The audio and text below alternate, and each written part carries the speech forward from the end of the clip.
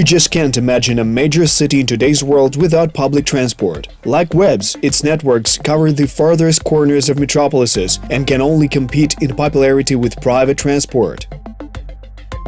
The subway is considered the most popular form of public transportation. After all, underground railways know no obstacles. There are no traffic jams or traffic lights there, which means that the speed of movement is much higher below ground than on the surface. The total length of underground railways in the capital of Ukraine is almost 70 kilometers. 3 metro lines have been transporting residents and visitors to Kiev every single day for 59 years now. 52 metro stations are open from early morning until late at night, and the capital's metro itself ranks 29th in the world in terms of passenger traffic today. There are just 6 above-ground metro stations in Kiev. The rest are located underground at various depths. Each of them is interesting with their construction features, design and decor. You can explore any of them in detail on your own, or even with a tour guide. But there are stations in the Kyiv metro that still have not received a single passenger. These are so-called suspended stations. Each has its own name, and the history of their creation has developed a lot of speculation and rumors over many years. There are a lot of myths regarding the closed stations, and of course some Kyiv residents would like to have guided tours there. But in the main we want these stations to carry passengers. It is not possible to hold tours there because of the trains. We should focus on using those stations that are open, and these platforms are waiting to be completed and opened.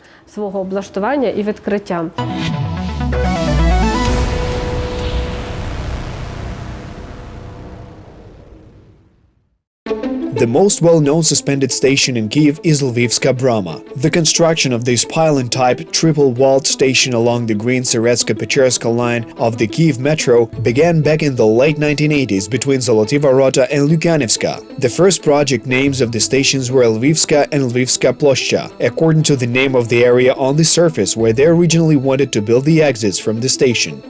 The Lviv Gate, Brama in Ukrainian, was once here, and it was from here that one of the main roads from Kiev to Lviv began. Когда начали строить этот участок, то на Львовской площади. When we began building this site, the city architects of Lviv Square, and this might sound rude, were opposed to it. They said the station exit had to be in a different place. They said it was one of the central squares, that it would be rebuilt, that the transport model would be different from the current one. So the location for the station exit would become clear once the project for the square's reconstruction became available, but the site was built and money was spent. So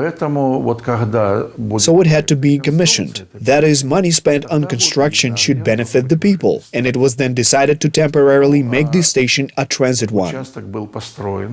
Деньги затрачены, нужно было вводить в эксплуатацию, то есть деньги, затраченные на строительство, должны отдавать пользу людям. И тогда решили временно сделать эту станцию транзитной. They wanted to create a transfer hub to the future Podilska-Vyhorivska line. At the same time, one of the vestibules was planned to be located near Kontraktova Ploshcha, with the other one being near the Valley Market. But then the route of the new 4th line was changed, and the transfer was relocated to the neighboring Lukyanivska station. There always been the question of whether we should go in the direction of the market, which is no longer there, or to exit here in the direction of Lviv Square, where the transport situation is not properly resolved either, so to speak. Those were semi-traffic jams at the time, and today it's even worse. I always approach these projects from a city planning perspective. I said there was no simple solution to this issue. First, let's decide how people are supposed to move on this square to enter this station. Как вообще на этой площади должны двигаться люди для того, чтобы попадать в эту станцию? And we developed a big project with Kyiv Project, which encompassed organizing transportation starting from Lukyanivsky Market to Independence Square. От Лук'яновського ринка до Майдану Незалежності. Lvivska Brama station is located to the northwest of the center of Kiev, underneath Lviv Square, in one of the key locations of the upper city. Large motorways pass through here: Velika Zhytomyrska, Sychovik Streltsiv, and Bulvarna Kudravska, as well as the Oratorska, Yaroslaviv Val, Sretenska, and Voznesensky descent streets. It basically reaches Vorovskoho Street. Let's say it's at an angle in the direction of Lukyanivska station. Towards there, from this angle. It is down there. It is completely built there. I don't know about the rest of the service space, but the control room is complete. Everything is ready for monitoring and controlling the movement of trains. As for the station itself, only a track wall isn't finished, but the tracks are finished and everything is faced with tiles. Nothing else has been done there because there wasn't enough time, and it was supposed to be opened along with Lukyanivska. А сама станція, вона тільки шматочок шляхової стіни, колійної стіни зроблено, облицьовано і все. І більше нічого там не зробили, не встигли. А вона мала бути відчинена разом з Лук'янівською. Lvivska Brama has been in this suspended state since 1996. Passengers taking the Green Line are used to the train slowing down between Lukyanivska and Zoloty Vorota. You can even see concrete structures and dim lights on the uninhabited platform through train car windows. But it's hard to call it completely uninhabited. The station is visited regularly by service staff, has its own control room and even its own station master.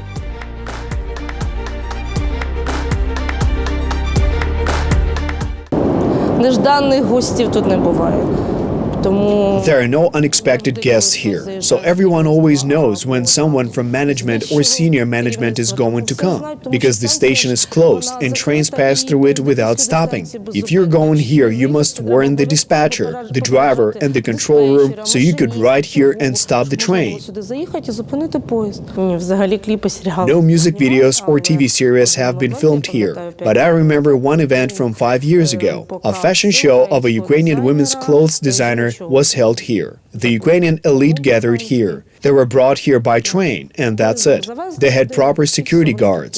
Basically, nothing else like that happened. The central hall of the station and the side platforms are almost completely finished, but they aren't decorated, except perhaps for the track wall. Yes, and even that is far from ideal. There are streaks of water and traces of rust everywhere. In the silence between the trains passing by the station, one can hear drops of water monotonously dripping from the arch. That is why concrete stalactites and stalagmites form here, and the station itself is more like a cave. So it seems that skeptics who say that Lvivska Brama will not be open to passengers for a long time are right. На жаль, тут сказати 100% термін неможливо, бо за той час, поки... Unfortunately, I can't say when, with 100% accuracy in this case. While the station is in this condition, the tracks are built and working, the tunnels are built, but the station requires tiling, a cash register needs to be built, and most importantly, escalator tunnels need to be dug out and escalators installed. The station is deep, which means there will be double escalators, like at Arsenalna or Shulavska, which is pretty expensive. So far, Lvivska Brama has served as an evacuation platform. For example, in the event of an emergency, smoke exhaust fans have been installed in the aisles between the halls, and the aisles themselves are separated by doors. In addition, the station is equipped with additional alarms, which eliminates the possibility of unforeseen guests appearing on it. But this suspended underground blank, a metro station that is close to passengers, is not the only one in Kiev. Although some time ago most residents of Kiev did not even know about such unfinished stations in the capital's metro. Telichka metro station is located on the Green Line between the Vidubichi and Slavutich stations. Its fate resembles the story of Lvivska Brama. Its construction began in 1991, but all work was stopped a couple years later. It was supposed to be the first station built like the Paris metro, a shallow bi-span column-type station, where exits are located in the center of coastal-type platforms, like at the Dnipro, Virlitsa and Chervony Hutor stations. The station itself was called Nadnipranska at the time. Again, exits were not planned at the time of the station's construction. Accordingly, it was planned that there would be large factories and a lot of passenger traffic, and then this station would be completed. There are no factories there today, and land shares started being distributed there just now. Again, to build a residential sector. It is possible that in 10 to 15 years' time there will be enough passenger traffic there to open the metro station. Such traffic that overground transport won't be able to handle. Actually, Telichka is a historical place in Kiev, which is located in the Libid River Delta, along the Dnipro River, between Vidubichi, Zverinets, Saperna Slobidka, and Korchuvati. And one of the largest industrial zones of Kiev was built here in the middle of the 20th century. You can see the platforms of the unfinished Telichka station from the train car when it slows down on the way between Vidubichi and Slavutich stations on the right bank, before reaching the South Bridge.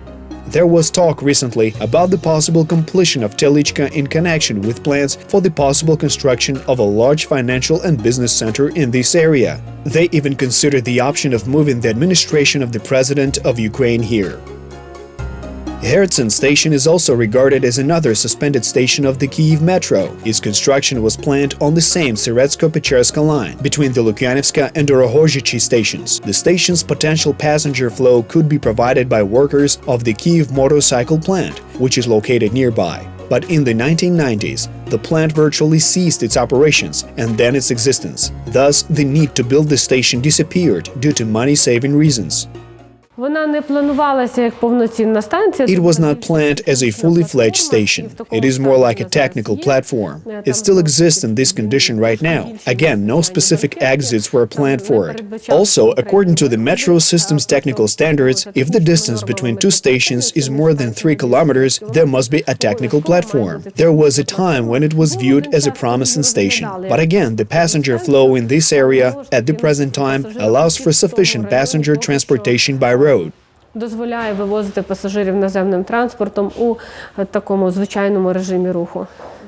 The exit from the tunnel is still located on the territory of the Kiev Regional Hospital, and the recognizable underground mine shaft above Herzen station, which never came to be, is located in the courtyard of the Institute of the International Relations of Shevchenko National University of Kiev. In the early 1990s, its students witnessed the construction of a huge fenced foundation pit with a famous logo in the form of the letter M. There were even rumors at the time that they had been building another underground bunker under the guise of a subway sign. Many myths surrounded the metro, especially those regarding civil defense.